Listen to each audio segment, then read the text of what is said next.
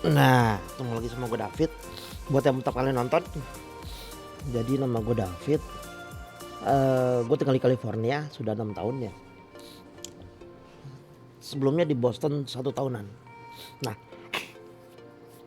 California tuh bagian barat Amerika, berbatasan dengan laut. Yang kalau naik boat itu langsung ke Hawaii, diterusin lagi ke Papua. Ya kan, jam perjalanan mungkin 4 hari kali kalau naik boat ya. Nah, kalau Boston itu bagian timur. Jadi gue pindah tuh dari paling timur Amerika sampai ke paling barat Amerika.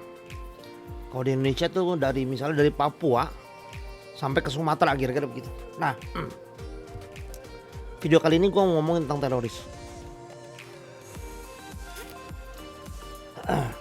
yang baru terjadi kan di Indonesia ya.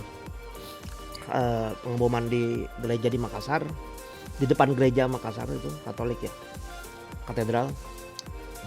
Penembakan Mabes Polri gitu ya. Kita bahas itu. Kenapa? Karena penting ya, sering terjadi soalnya kan. Gua quote ini dulu dah. Salah satu pidato Presiden Amerika. Dia bilang gini, bahasa Indonesia begini kira-kira. Untuk bisa menyelesaikan masalah, kita harus mengetahui dulu masalahnya. We have to address the problem to fix the problem. Kira-kira begitu. Quote ini bagus sekali. Karena kan nggak mungkin dong kita bisa menyelesaikan masalahnya kalau nggak tahu masalahnya apa. Betul. Dan kenapa gue bilang ini duluan? Karena begini. Ada kesalahan yang banyak, yang setiap ada pengeboman, setiap ada terorisme terjadi ini terus dilakukan gitu, terus disuarakan. Penyuaraan apa? Tapi begini. Coba lihat, setiap ada kejadian seperti itu ya, pasti banyak ngomong, wah terorisme tuh nggak ada agamanya. Jangan kaitkan ini dengan agama. Betul. Betul nggak? Itu kan yang sering dibahas. Gua setuju. Nggak ada agama. Ini agama ya, bukan kepercayaan. Karena kepercayaan bisa aja ngebunuh orang untuk kepercayaan. Sumanto makan orang misalnya itu kepercayaan. Atau nyolong celana dalam gitu kan, supaya lebih awet muda, itu kepercayaan. Ini ngomong agama ya, agama yang normal lah. Nggak ada agama yang mengajarkan membunuh. Gue setuju tuh. Ya kan? Nggak ada agama yang mengajarkan membunuh. Apalagi melukai gitu ya. Dalam keadaan normal ya. Bukan perang maksudnya. Dalam keadaan normal. Nah, nggak ada agama satupun mengajarkan itu. Gue setuju. Betul. Tapi kalimat-kalimat yang sering diutarakan bahwa jangan kaitkan dengan agama, itu meniadakan problem. Itu meniadakan problem. Kenapa?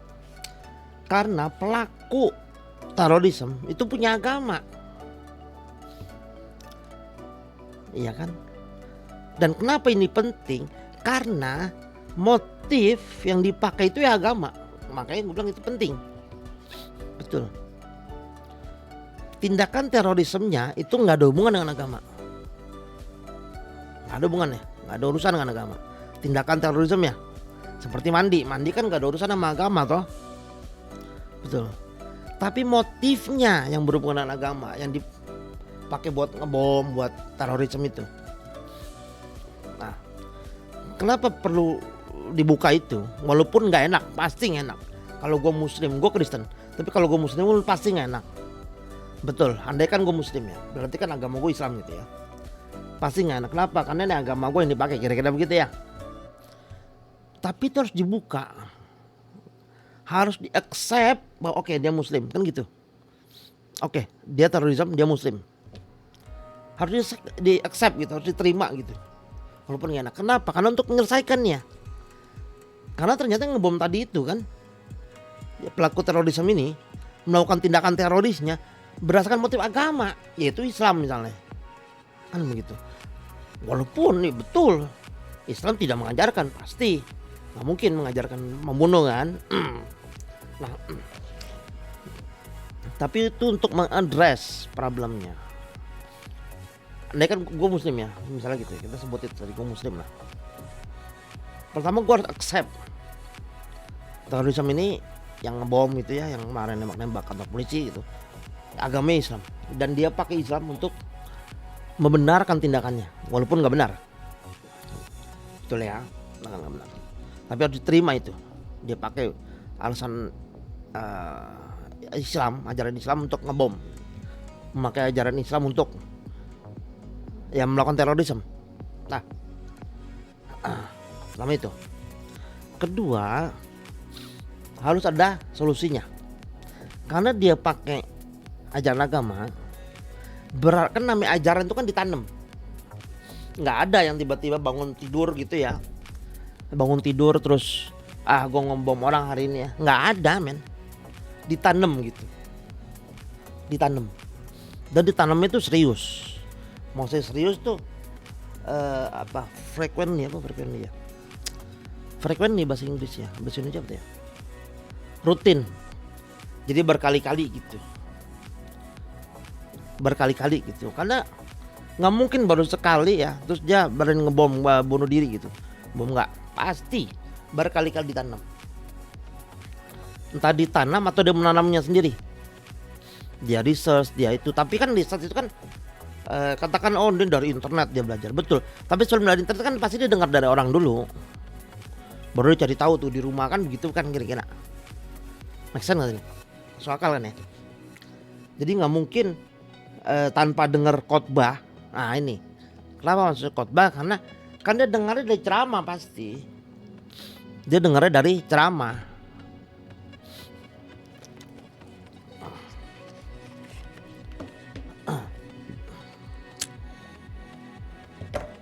Dia dengar dari ceramah.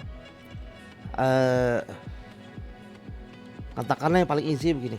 Dia dengar dari ceramah, terus sudah tertarik, wah ini bener nih kira-kira dia. Tapi kan baru tanaman pertama.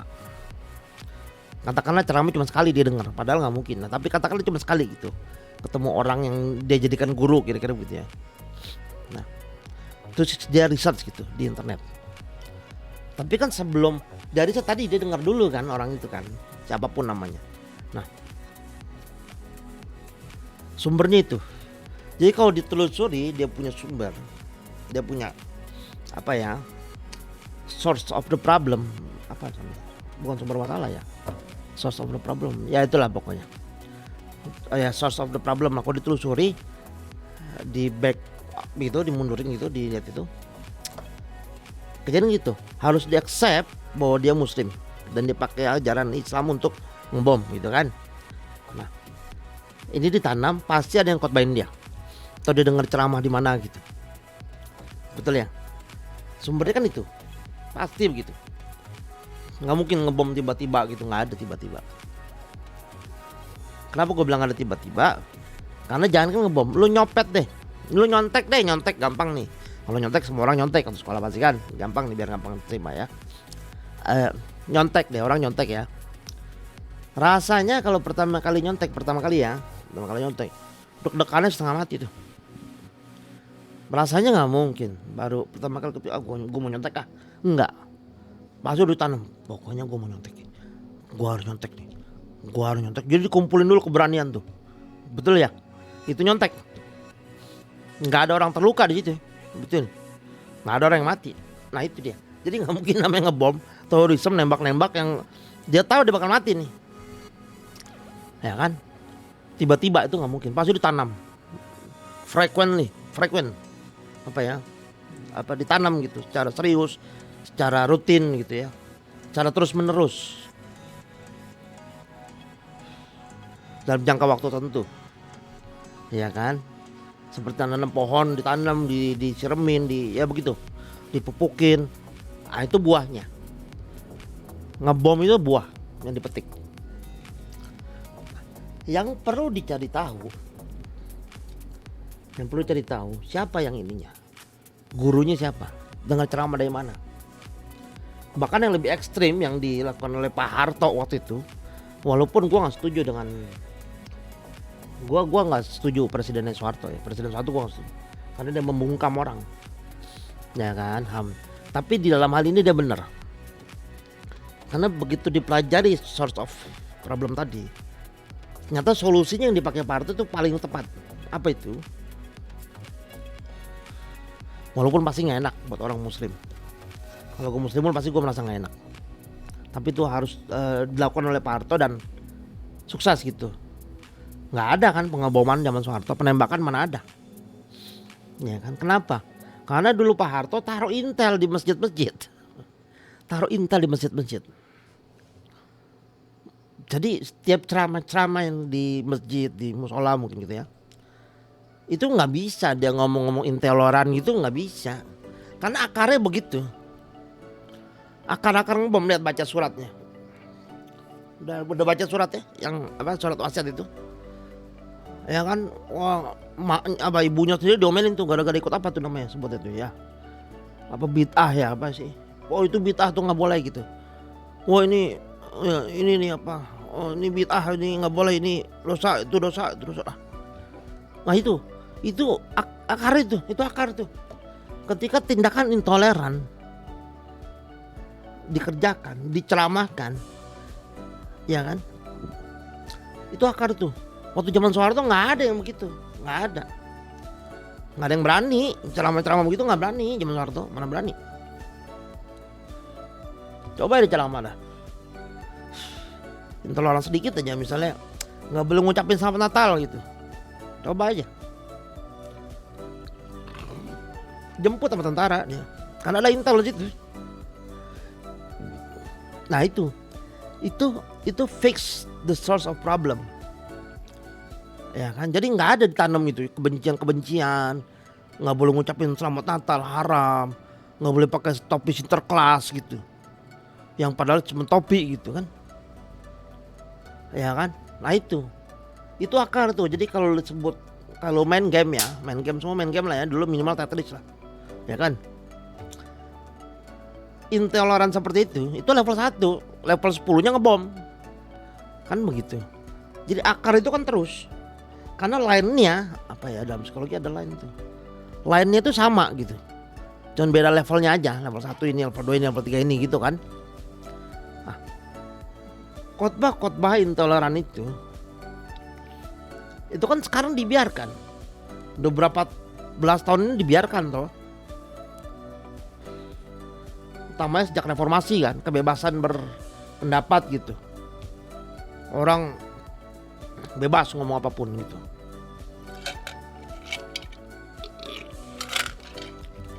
Nggak perlu menghargai perasaan orang lain gitu kan. Betul, orang disesat-sesatkan gitu. Kan begitu, jangan kan beda agama gitu. Sesama alirannya disesatkan, kan ribut itu kan. Si A ya bos diusir-usir itu di mana tuh? Di Jawa waktu itu ya. Nah itu kira-kira apa namanya? Ada lagi tuh. Apa namanya? Itu akan di ceramah-ceramahkan sana. Nah, itu yang itu apa ya? Akar dari intoleran. Ya kan? Ceramah-ceramah itu yang akhirnya nanti ujungnya level 10-nya ngebom dia. Dan ini nggak mungkin bisa diadres tanpa mengaccept bahwa si pelaku terorisme itu punya agama, kan begitu. Jadi agak sulit tidak mengaitkan tindakan terorisme dengan agama, agak sulit. Kenapa? Karena alasan dia ngebom karena agama. Gimana jadinya? Walaupun nggak enak, pasti nggak enak dong. Kalau gue Islam pun nggak enak. Tapi gue happy. Kenapa? Ketika pemerintah, misalnya gue Islam ya, kalau gue Islam, gue mau betul tuh. Intel taruhlah di itu, di mana di masjid-masjid itu. Kalau gue Islam ya, gue mau betul. Kenapa? Loh karena ternyata pelaku ini kan menjelekkan agama gue. Loh jelas agama gue mengajarkan itu kan, misalnya gitu. Tapi dipakai sama orang-orang model begini buat ngebom. Seperti kejadian waktu di Texas, di Amerika. Texas berapa, 10 tahun lalu kali ya. Waktu itu masih zamannya Barack Obama kalau nggak salah. Pendeta yang nginjak ngebakar ya Al-Quran itu. Wah itu gila itu. Itu bukan Kristen itu. Oh iya, itu bukan Kristen. Itu bukan ajaran Kristen. Ditangkap itu orang gila itu. setan itu orang. Nah kira-kira begitu. Gue Kristen pasti, dan gue ngomong gitu, karena dia menjelekkan agama Kristen dong dengan menginjak bakal Al-Quran waktu itu. Nggak ada ajaran begitu di Kristen ya, kira-kira begitu. Nah, jadi untuk fix the problem, you have to address the problem, right? And to address the problem, you have to accept part of the problem. Kira-kira itu, walaupun nggak enak. Jadi itu tentang terorisme. Dan kalau selama itu nggak diadres, itu akan ada terus. Selama ceramah-ceramah intoleran itu tetap dibiarkan, tindakan terorisme itu hanya waktu aja. Tadi level 1 kan. Untuk level 10 itu hanya waktu aja. It's about time. Right? It's about time. Kira-kira itu. Jadi jangan lupa subscribe. Nama gue David, gue tinggal di California. Channel ini tentang apapun yang gue mau omongin. Jadi begitu.